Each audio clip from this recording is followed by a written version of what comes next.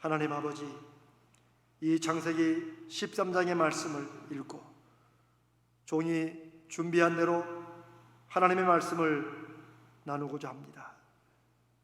성령께서 역사하시고 친히 이끌어 주셔서 말씀을 증거하는 종이나 말씀을 듣는 모든 성도들이 하나님의 음성을 들을 수 있도록 역사하여 주시옵소서.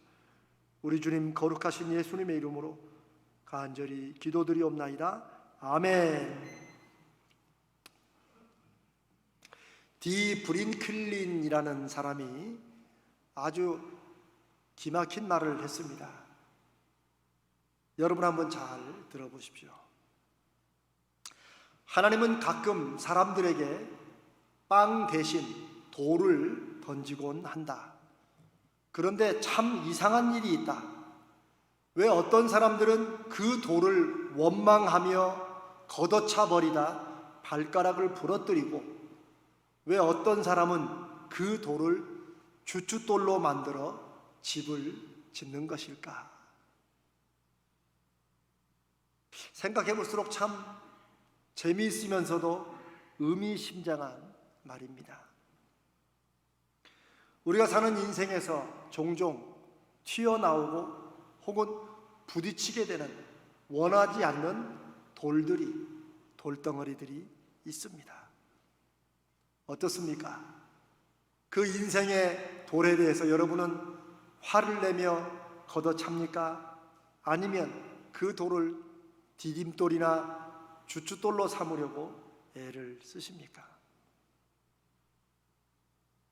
디 브링클린이 말한 대로 왜 어떤 사람은 자기 인생을 가로막는 갑작스러운 빵 대신 나타난 이 돌, 기도의 응답이 아닌 전혀 다른 일처럼 보이는 이 돌을 왜 걷어차다가 오히려 발을 부러뜨리고, 어떤 사람은 똑같은 상황에서 그 돌을 가져다가 주춧돌로 세워서 거기에 무언가를 건축하게 되느냐? 대체 그런 차이를 만드는 것이 무엇인가? 참 우리가 우리 자신을 한번 돌아볼 일입니다. 살다 보면 어려움이나 일거리는 사실 원튼 원하지 않든 생기게 마련인데, 그 돌에 대해서 우리가 어떻게 행동하고 어떻게 반응하는지, 대체 우리가 믿는 하나님을 믿는 믿음은 어떤 역할을 하고 있는지 여러분 한번 생각해 보신 적 있으십니까? 하나님을 믿는다는 것은 가장 기본적으로 우리 인생에 하나님이 관여되어 있으시다. 우리는 우리끼리 살아가는 게 아니고, 내가 하나님을 믿고 하나님의 자녀가 된 순간 이후부터 하나님이 직간접으로 우리 인생에 연결되어 있다는 것을 믿는 것이, 이게 우리가 믿는다는 것의 가장 기본적인 내용일 것입니다.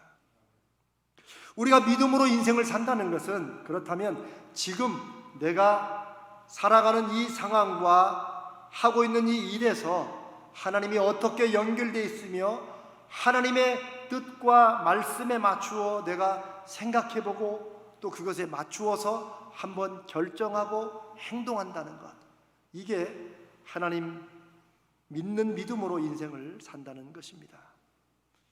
저도 지금 한 2주 전부터 이 말씀을 묵상하고 설교를 준비하면서 제가 참 많이 눌리고 찔렸습니다.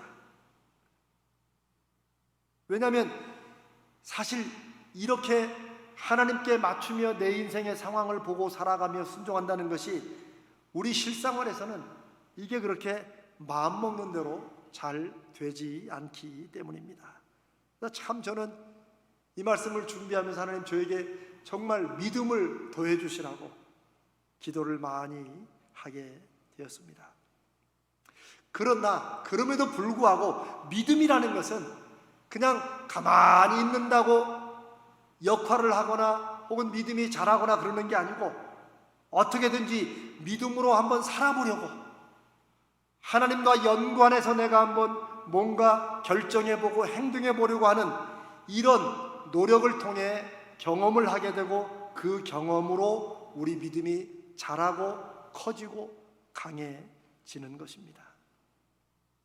오늘 우리가 함께 읽은 이 창세기 13장의 본문은 아브라함이라는 사람을 통해서, 아브라함이 믿음의 조상이라고 우리는 다 알고 있지만, 그냥 아브라함이 믿음이 처음부터 하나님이 믿음이 좋게 생기고 잘 믿어서 아브라함을 하나님이 택하신 게 아니라는 것, 모든 성경의 위대한 인물들이 그랬듯이 아브라함도 자기 인생에서 때로는 돌이 가로막고 하나님 앞에 구한 빵 대신에 뭔가 돌덩어리가 가로막는 이런 일에서 때로는 그걸 걷어차기도 하고 때로는 수들로 삼기도 하고, 이런 시행착오와 과정을 통해서 믿음이 성장해가는 과정이 있다는 것을 우리가 말씀을 통해서 볼 수 있습니다.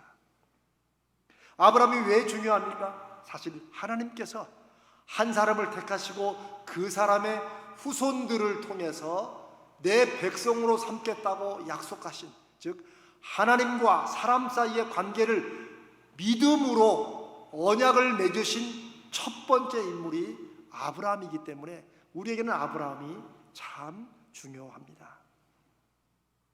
아브라함이 자신의 인생길에서 만난 그 돌덩이에 대해서 어떻게 했는지를 보면 그런 일들을 통해 때로는 실패와 또 때로는 성공과 이런 과정을 통해 아브라함의 믿음이 어떻게 성장하는지, 그리고 성장 속에는 시련도 있고 예상치 못한 어려움도 있다는 것을 우리가 보게 됩니다. 아브라함이 하나님을 믿는 믿음의 길을 시작한 것은 창세기 12장 1절에 우리가 잘 아는 말씀, 하나님께서 아브라함에게 너는 너의 고향과 친척과 아비집을 떠나라, 그리고 내가 너에게 보여줄 땅으로, 내가 내게 지시할 땅으로 가라 라고 하는 것에서 아브라함의 믿음의 스토리가 시작이 됩니다. 그리고 아브라함은 그 하나님의 명령에 어떻게 했습니까? 그것을 기록한 히브리서 11장 8절에 믿음으로 아브라함은 부르심을 받았을 때 순종하여 장래의 유업으로, 지금 하나님이 주신 것도 아니에요, 앞으로 주실 것으로 믿고 받게 될 그 땅으로 나아갔는데, 우리가 잘 아는 말씀 있죠. 갈 바를 알지 못하고 나아갔다. 어디로 가야 될지를 모른 채 나아갔다. 이것을 성경은 아브라함의 믿음의 출발이라고 기록하고 있습니다.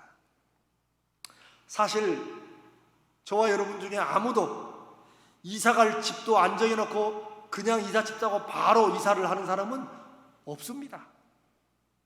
그러니 갈 바를 알지 뭐 어디로 갈지 모르면서 하나님이 내가 너에게 보여줄 땅, 내가 너에게 지시할 땅으로 가라는 그 말에 순종해서 고향과 친척과 자기의 모든 것이 있는 그 본토를 떠난다는 것은 정말 하나님이 어떻게든 해주시겠지, 이런 믿음이 없이는 불가능한 것입니다.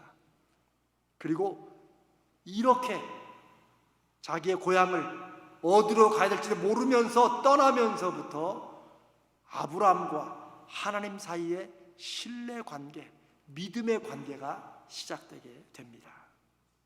자, 그런데 이제 그 다음부터는 그렇게 고향을 어렵게 떠나서 드디어 가나안에 도착했는데 그 아브라함이 그만, 우리가 아까 브링클린이 말한 대로 또 다른 돌덩이를 만나게 됩니다.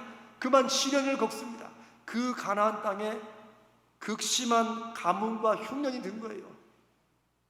약속의 땅에 왔는데, 유업으로 주실 땅에 왔는데 아브라함이 그렇게 어렵게 와놓고 그 다음에 하나님께 어떻게 묻고 한 것도 없이, 하나님의 지시도 없이 그냥 흉년과 가뭄을 피해서 이집트로, 애굽 땅으로 그냥 건너가 버립니다. 그러면서부터 아브라함의 믿음의 시련이 시작이 됩니다. 낯선 애굽에서 목숨을 보존하기 위해서 아브라함은 자기 아내 사라를 자기 누이 동생이라고 그렇게 하자고 해놓고 사람들을 속입니다. 뭐 원래는 누이 동생 아니냐, 이거는 다 핑계죠. 그렇게 해서 결국 자기 아내 사라를 이집트의 당시 왕이었던 바로의 첩으로 빼앗기게 됩니다. 꼼짝없이 당하는 거죠. 그런데 그동안 잠잠하신 것 같던 하나님이 적극적으로 그 사건에 개입하시고 바로의 꿈에 나타나서 바로를 강하게 압박하십니다. 그리고 놀란 바로가 아브라함은 아무것도 한 것이 없는데 아내 사라를 아브라함에게 돌려주고, 그리고 미안하다는 의미로 엄청난 재물을, 양과 소떼와 재물을 아브라함에게 대신 사죄하는 의미로 줍니다.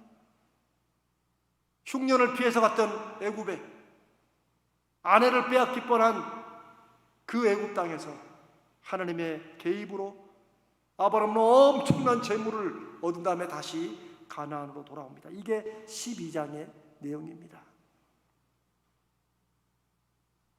오늘 우리가 읽은 창세기 13장은 이제 그렇게 돌아온 다음에 아브라함과 그리고 함께 같이 왔던 조카 롯이 덕분에 큰 부자가 되었어요. 그런데 너무 양떼와 소떼가 많으니까 좁은 땅에 같이 걸라니까 이게 물이 계속 부족하니까 막 그 목자들끼리 막 싸우는 거예요. 집안에 분란이 일어나는 거예요, 자꾸. 그러니 아브라함이 고민을 했겠죠. 그리고 조카 롯에게 안 되겠다, 우리가 좀 갈라서자, 땅을 택해서 이렇게 갈라서는 게 좋겠다. 13장 9절에 아브라함이 이렇게 말합니다. 네 앞에 온 땅이 있지 않냐, 나를 떠나라. 네가 좌하면, 왼쪽을 택하면 나는 오른쪽으로 가겠다. 네가 오른쪽을 택하면 나는 왼쪽으로 가겠다. 땅의 선택권을 조카 롯에게 먼저 줍니다. 근데 여러분, 이게 쉬운 일입니까? 그렇지 않습니다. 여러분, 중동 사막 지역에 가장 필요한 게 무엇입니까? 지금도 물입니다. 모든 먹고 사는 사업의 기반이 목축업인데 양과 소에게 필요한 게 무엇입니까? 풀입니다. 그럼 당연히 풀밭이 넉넉하고 물이 있는 곳이 먼저 선택할 좋은 땅이라는 거 알지 않습니까? 근데 그 땅을 조카에게 네가 이쪽 하면 나는 이쪽 하고 그렇게 결정되는 인생을 살겠다는 거예요. 10절에 이에 롯이 눈을 들어 요단 지역을 바라본즉 소알까지 온 땅에 물이 넉넉하니 여호와께서 소돔과 고모라를 멸하시기 전이었으므로 여호와의 동산 같고 애굽 땅 같았더라. 이 조카인 롯의 눈에도 요단 땅이 훨씬 좋은 거예요. 요즘 말대로 100% 그런 땅은 차지를 해야 되죠.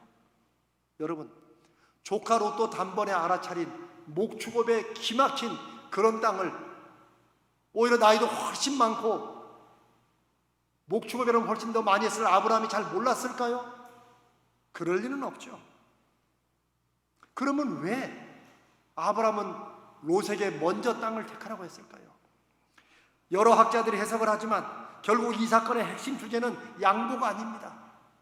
혹은 지극한 삼촌의 조카 사랑이라고 그것도 포함되겠지만 그게 핵심이 아닙니다.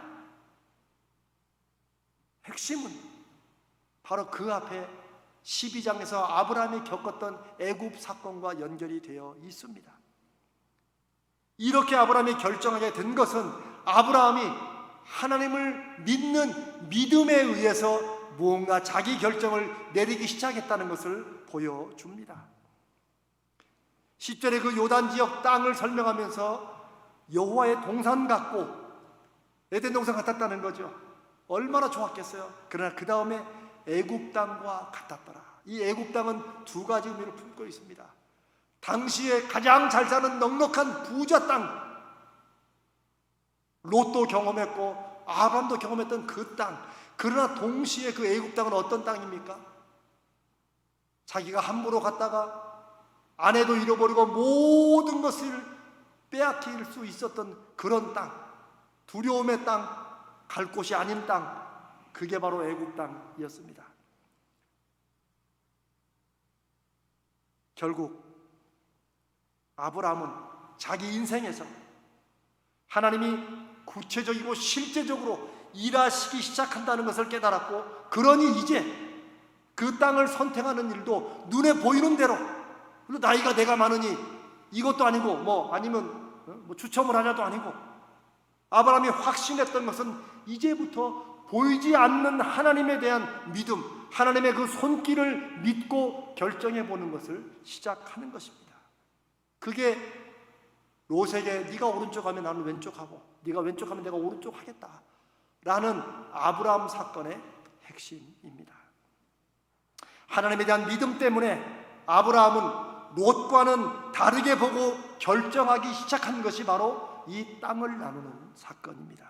애굽의 시련을 통해 그가 비록 스스로 시행착오를 겪었죠. 하나님께 묻지도 않고 약속한 땅 가나안 땅을 떠나서 애굽으로 피해서 갔지만, 그리고 아내를 누이라고 속이고 엉뚱한 일을 자꾸 저질렀지만 그 애굽의 시련 속에서 역사하신 하나님을 경험한 다음에 아브라함의 마음속에 하나님에 대한 실제적인 믿음과 의지가 더 크게 생기기 시작했다는 것입니다. 롯에게 먼저 땅을 선택하라고 기회를 준 것은 이제 아브라함은 눈에 보이는 조건이나 환경이 자기 인생을 좌지우지하는 게 아니라는 것, 오히려 하나님이 내 인생은 주관하고 계신다는 것을, 애굽 땅 자기 아내를 뺏겼다가 자기는 아무것도 못하고 이대로 끝나는 것 같다 싶었는데 하나님의 강권적인 역사하심으로 바로의 꿈에 나타나 역사하신 하나님을 통해서, 그리고 생각지도 않은 재물까지 얻고 돌아온 이 사건이 와 잘됐다, 내가 뭐 아무렇게 해도 하나님이 다 축복하시는구나, 이렇게 생각할 아브라함도 아니었고 오늘 우리도 그렇게 생각하지 않을 것입니다. 전화위복이라는 말이 있죠. 어려움과 화가 이렇게 다시 돌이켜가지고 복이 되었다. 그러나 하나님의 사람은 그 전화위복 속에 운이 좋은 것이 아니라 하나님의 역사하심이 있다는 것을 발견하고 깨닫고, 그리고 이제는 내가 하나님을 믿는 믿음으로 그 다음에 살려고 애쓰는 사건들이 이 아브라함을 통해서 우리에게 보여주십니다. 이 사건 이후에 13장 후반부는 롯이 이제 소돔 땅으로 떠납니다. 그런 사실 롯은 아브라함의 마음에 자기는 자식이 없기 때문에 당연히 조카가 자기의 후계자, 후손이 될 거라고 아마 기대를 했던 것 같아요. 그런데 그 롯이 소돔 땅으로 떠난 후에 아브라함 마음이 착잡하고 참 많이 눌렸을 것입니다. 그때 하나님께서 아브라함에게 나타나셔서 말씀하십니다. 네 눈으로 동서남북을 다 바라봐라. 롯이 떠난 동쪽도 바라보고 서쪽도 남쪽도 북쪽도 바라봐라. 그리고 좌우로 한번 다녀봐라. 내가 이 땅을 너와 네 자손에게 주겠다 라고 약속을 하십니다. 그런데 여러분, 실질적으로 하나님께서 아브라함에게 이렇게 약속하시고 말씀하셨다고 해서 아브라함의 지금 당장 인생에 뭔가가 실질적으로 달라졌습니까? 그 땅이 갑자기 막 풀이 넘치는 이런 땅으로 바뀌었습니까? 아닙니다. 실제 달라진 게 아무것도 없습니다. 롯은 여전히 떠났고 땅도 형편없는 땅 그대로였습니다. 그러나 분명히 달라진 게 있습니다. 눈에 보이는 것은 바뀌지 않더라도 눈에 보이지 않는 것이 바뀔 때 우리는 위대한 일이 일어나기 시작했다는 것을 이 말씀을 통해 보게 됩니다. 아브라함의 자신이 달라졌습니다. 눈에 보이는 현실은 그대로였지만 눈에 보이지 않는 믿음으로 보는 눈이 달라진 것입니다. 그러니 더 이상 롯이 없는 외로움이 큰 문제가 되지 않았습니다. 왜요? 하나님께서 이 땅의 티끌 모래알보다도 더 많게 네 자손을 번성하게 해주시겠다고 약속하셨기 때문입니다. 요단의 들판보다는 비교도 안 되는 척박한 땅에 앞으로 어떻게 양떼를 키워갈까 더 이상 문제가 되지 않습니다. 왜요? 하나님께서 어떻게 일하시는지를 아브라함이 믿었고 다시 말씀을 통해 확신했기 때문입니다. 그리고 그 다음 장 창세기 14장에 엄청난 사건이 하나 일어납니다.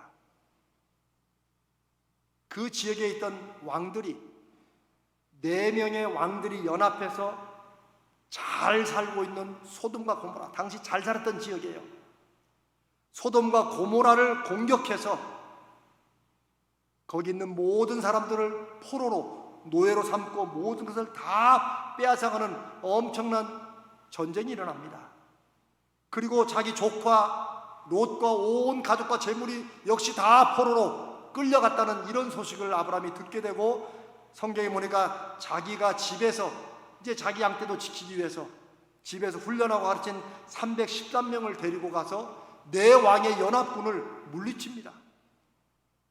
근데 여러분, 왕인데 4개 국가의 연합체인데 군사가 아무리 없다고 해도 세상에 318명, 숫자까지 정확히 기록한 이 300여 명의 군대도 아닌 이들에게 패했다니요. 근데 성경은 하나님이 어떻게 하시다는 말씀이 나오지 않더라도 믿음의 사람들의 사건들을 통해서 보이지 않는 하나님의 손길이 어떻게 그 삶을 이끌어가는가를 말씀을 하십니다.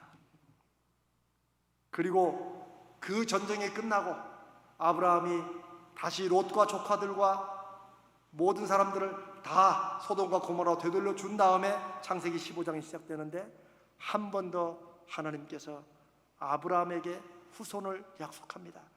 그런데 이 과정들을 보면 자기 조카 롯을 후계자로 생각했다가 자꾸 목자들끼리 싸우고 분쟁이 나니까 떠나보냈지만 이제 앞으로 하나님이 약속하신 내 후손은 어디가 될 것인가 라고 고민하던 차에 아브라함이 확인하게 된 것은 자기 조카 롯이 하나님이 예비하시고 계획하신 후계자가 아니었구나라는 것을 롯이 포로로 잡혀가고 자기가 가서 또 구해내면서 그걸 깨달았지 않았을까요? 이렇게 사건들을 통해서 자기가 계획했던 일이 하나님의 계획은 아니었다는 것을 깨닫게 되는 것이 아브라함의 인생에도 그리고 우리의 인생에도 얼마든지 있다는 것입니다. 중요한 것은 그것을 하나님과 연관지어서 깨닫느냐 하는 것입니다. 제가 지금 아브라함의 사건들을 이렇게 설명드리지만 이런 설명이 없다면 그냥 아브라함은 그냥 이런 일들이 갑자기 큰 돌덩어리가 하나 생겨서 또 롯을 구하러 가고 왜 갑자기 이런 일들이 생기지? 라는 일들에 불과한 것일 수 있습니다. 하나님이 나타나서 다시 하나님께서 아브라함에게 주신 후손을 약속합니다. 그때 아브라함은 현실적으로 이제 조카 롯은 잊어버리고 자기 종 엘리에셀이 자기의 후계자라고 생각했던 것 같아요. 당시에는 자기 종들 중에 똑똑하거나 훌륭한 사람들을 키워서 자기 재산을 물려주는 후계자로 세운 일이 있었기 때문입니다. 그러나 하나님께서 너와 사라의 몸에서 날 자가 후손이라고 약속하시고 이제 오늘 말씀에는 나누지 않겠지만 그 다음의 과정들을 보면 아브라함은 여전히 이 말씀의 의미를 자기 삶에서 경험하고 깨닫기까지 시행착오를 또 겪습니다. 그게 바로 이스마엘을 낳게 된 사건입니다. 이런 일들이 자꾸 일어나는 거예요. 그러나 하나님의 계획은 처음부터 약속하신 대로 아브라함이 잘 깨닫지 못할지라도 환경에 의해서 시행착오를 걸을지라도 하나님은 묵묵히 당신의 계획을 이끌어 가신다는 것입니다. 하나님께서 너와 사라의 몸에서 날짜가 너의 후손이 되라고 하나님이 말씀하시자 아브라함이 엘리에셀을 포기하고 그 말씀을 받아들입니다. 15장 6절에 아브라함이 여호와를 믿으니 여호와께서 이를 그의 의로 여기셨다 라고 기록합니다. 드디어 하나님께서 아브라함의 믿음을 인정하시는 사건이 다른 게 아니에요. 하나님이 말씀하신 것을 아브라함이 믿음으로 받아들인 것이에요. 이제 엘리에셀도 포기하고 하나님이 나를 통해서 내 씨를, 내 후손을 주시겠다고 하신 그 약속을 믿은 것입니다. 의로 여기셨다는 얘기는 아주 쉽게 말하면 죄인인 인간이 거룩하신 하나님 앞에 설 수 있는 자격을 이제 공식적으로 내 자녀라는 것을 인정받았다는 그런 뜻으로 이해하면 되시겠습니다. 사랑하는 여러분, 창세기 12장 하나님이 아브라함을 부르신 때부터 그리고 그 약속을 계속 이루어가지는 창세기 15장, 16장 계속해서 보면 아브라함의 삶 속에서 하나님을 믿는 믿음이 실제 사건들 속에서 무언가 분명한 역할을 하고 결정을 하게 했다는 것을, 그리고 그런 과정들을 통해서 아브라함이 하나님을 신뢰하는 것이 조금씩 성장하고 믿음이 커졌다는 것을 우리가 발견할 수 있습니다. 저와 여러분이 지금 살아가는 2021년 9월 마지막 주에 우리의 삶은 어떻습니까? 우리가 겪는 일들은 이 코로나는 1년 반째 지금 넘어가는데, 그로 인한 여러 가지 어려움들이 일어나는데, 예상치 않은 일들이 또 일어나는데, 그 속에서 우리는 믿음으로, 하나님을 믿는 믿음으로 보려는, 믿음으로 받아들이고 이해하려는, 하나님과 연관시키려는 그런 믿음의 행동, 믿음의 태도, 믿음의 순종이 있는가 하는 것입니다. 사건만을 겪는 것은 어차피 안 믿는 사람도 겪고 믿는 사람도 겪습니다. 중요한 것은 내가 실수한 사건이나 실패한 사건이든 아니면 잘한 사건이든 그 속에 하나님이 일하시고 관여되어 있는 것을 발견하고 내 삶을 하나님의 역사와 맞춰서 새롭게 보고 결정해 나가는 것, 이게 바로 믿음으로 산다는 것이요, 하나님이 아브라함을 통해서 저와 여러분에게 보여주시는 말씀입니다. 살아계신 하나님, 역사하신 하나님, 하나님은 반드시 계시고 하나님을 찾고 구하는 자들에게 응답하시고 상 주시는 분임을 믿는 것이 하나님이 기뻐하시는 믿음이라고 했는데, 그 믿음을 가지면 우리가 인생을 보는 눈이 바뀌게 되어 있습니다. 아니, 바뀌어야 됩니다.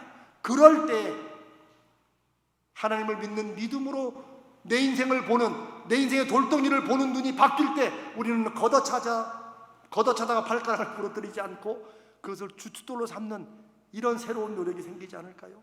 그리고 그럴 때 믿음이 힘이 되고 믿음이 능력이 되는 것입니다. 그럴 때 우리가 부른 찬송의 고백처럼 믿음이 세상을 이기는 것을 우리도 우리 삶의 한 부분에서 경험하게 되는 것입니다. 우리의 성경 구절들은 우리가 그저 외우는 말씀이 아니라 그 말씀의 약속으로 우리가 다시 한번 상기시키고 기억하는 것입니다. 저는 여러 말씀들을 제가 믿고 묵상하지만 로마서 8장 28절은 저의 시행착오와 제멋대로 잘난척하고 뛰어다녔던 그 시절을 돌아볼 때마다 모든 것을 합력하여 선을 이루시는 하나님을 믿고 붙잡는 이것만큼은 어떤 상황에서도 놓치지 않고 제가 자꾸 보려고 하고 하는 그런 말씀이 되고 있습니다.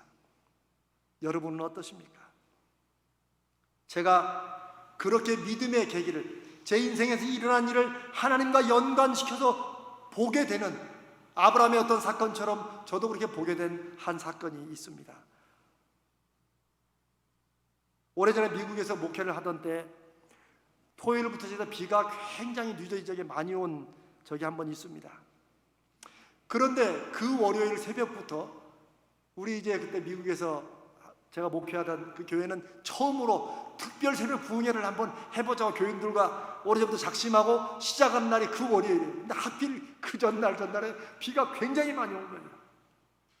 그래도 특별 새벽 부흥회를 모이기로 하고, 이제 그 당시 저희 집과 교회는 차로 한 5, 6분 정도밖에 안 걸리는 가까운 거리였습니다. 근데 보통 때 새벽 기도보다 제가 한 1, 2분 정도 늦은 거니까 큰 차이도 아니죠. 10분도 늦은 것도 아니고. 그래 이제 충분히 가까우니까 시간을 넉넉하게 잡고 출발했습니다.